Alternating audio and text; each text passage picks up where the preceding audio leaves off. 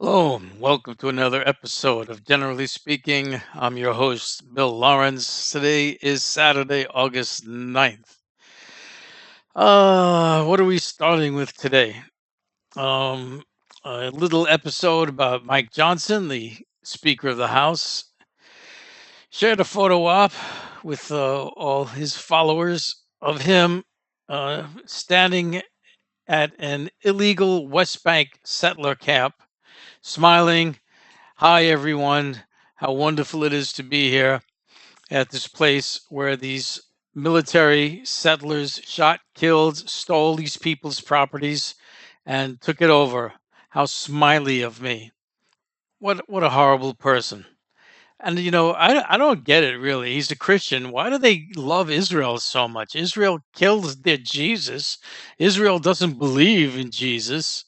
And yet they go over there and smile and say, "We love you, Israel." I don't get it. Oh, what else we got? Lawyers for Trump quitting in droves, mostly because he tries to throw them to the lions by having them go before judges with stories that aren't true, saying things that are false, not having their cases ready, and they end up getting disbarred.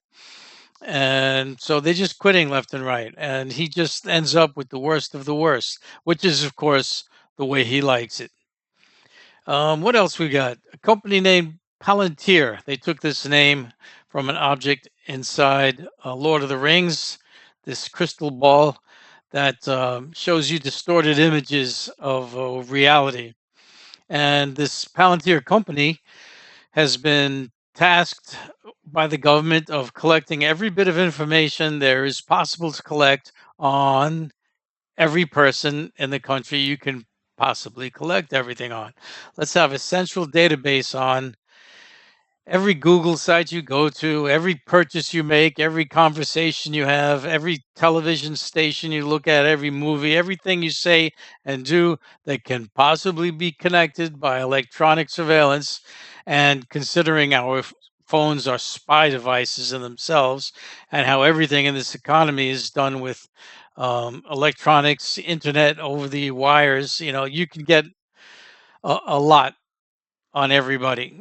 And so now that's what the government's doing, presenting a central database so they can know everything about you, and not for good reasons. You can be sure about that. All right, this report, I found a little light on materials, so I decided to throw in some other thoughtful content like, what are you doing with your life? Have you thought about that? Is your life only about vacations, that couple of weeks out of the year when you finally get to do what you want to do, and the rest of the time it's just a ball and chain, and you don't know what you're about, what you're up to, what you want to do? Do you ever think about what you want to do, what you should do? Is there something you should do? Personally, I believe there's no shoulds in this world. We're just born into a world that's rocks and water and air, and the idea of what it should be, even what's good or what's bad, don't really exist. A rock doesn't have any ideas of good or bad. Humans do, but that's because they just make them up. And so, what you do and what you should do is something you make up. But it's interesting. These ideas don't happen in a vacuum. We're social creatures. We are made to pack together. We depend on each other. We like to be with each other. Sure, there are loners, people who like to be by themselves, but generally speaking, we like to be pack animals, and we care what other people think. So what we do is based on what we think our society uh, values. How much we think about it, though, ourselves, we go about our day to day. We're so busy with work, it takes up the whole day between traveling there and then doing the work and then coming back and then having your family time for dinner and do a little relaxing. Very little time to think about what you would like to do for yourself if you had all the time in the world. I came across the situation of having all the time in the world. I retired, and it was almost a spooky kind of thing. You don't realize how much you haven't thought about what you would do with yourself if you had free time, until you actually get it. And I know I around thinking of a lot of things I'd never thought about before. And I'm a very thoughtful person. I got a degree in philosophy, so I like to think about things and have thought a lot. But it's interesting if you get to the point where you're able to retire. Um, be ready.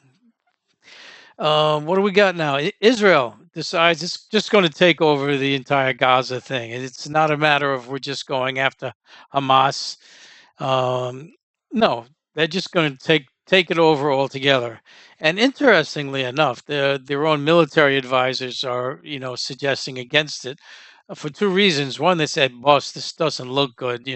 What's the world going to think?" They already are starting to turn on us with the slaughters we're doing constantly, and now you say we're just going to take it over. It doesn't look good. But what's more than that is we don't have the resources. Really, we're being stretched. We're being, stretched thin. We've lost so many men already and material, and they're recommending against it. But those rabid people in the Israeli political top, you know, they've got these maniac ideas, and there's no stopping them. So there they go. We'll see what happens, but it is having consequences. More and more countries are going against. In fact, my next comment is about the Netherlands and Sweden now adding to the list of growing list of Western powers that said we're no longer going to deal with you, and so it's starting, to grow more and more. The Western countries not willing to put up with what Israel's doing. Okay, something related to the tariffs. The impact it's having on our food prices, along with the immigration policies sweeping up all the immigrant workers. Food prices are on the rise. They've been going up and going up. And besides the food prices going up, we're going to start having scarcity of products.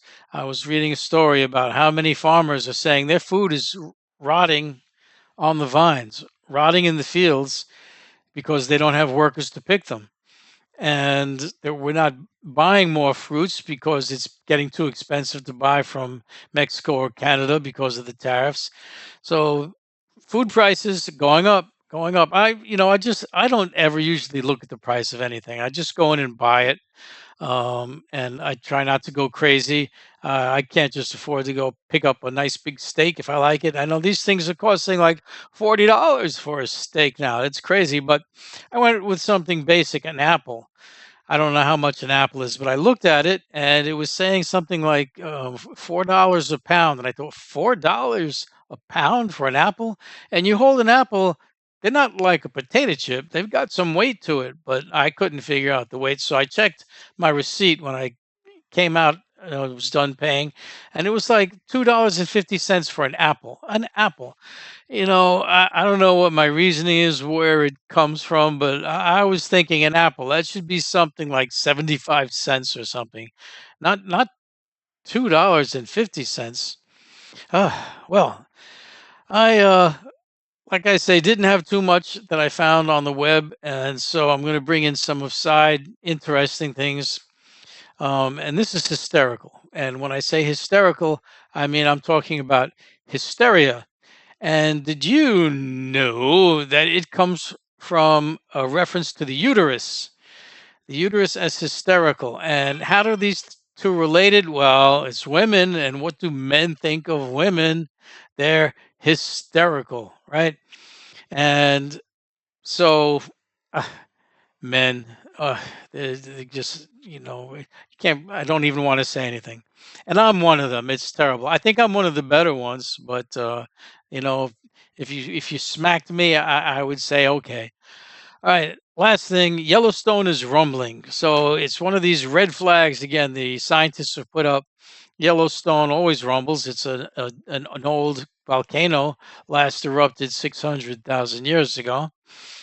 But all the rumblings it's done, they've been measuring now for decades, and they've got their baselines of what's normal, and it's starting to go above normal. And these are kind of things you have to worry about. And they're saying, well, we don't have to really worry about in the near future.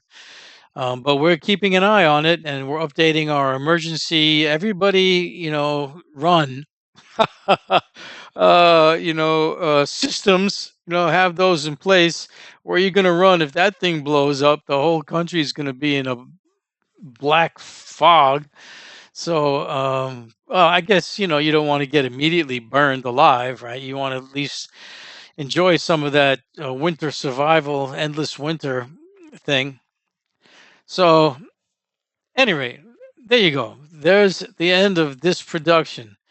Maybe some interesting things will happen in the next couple of days to report on.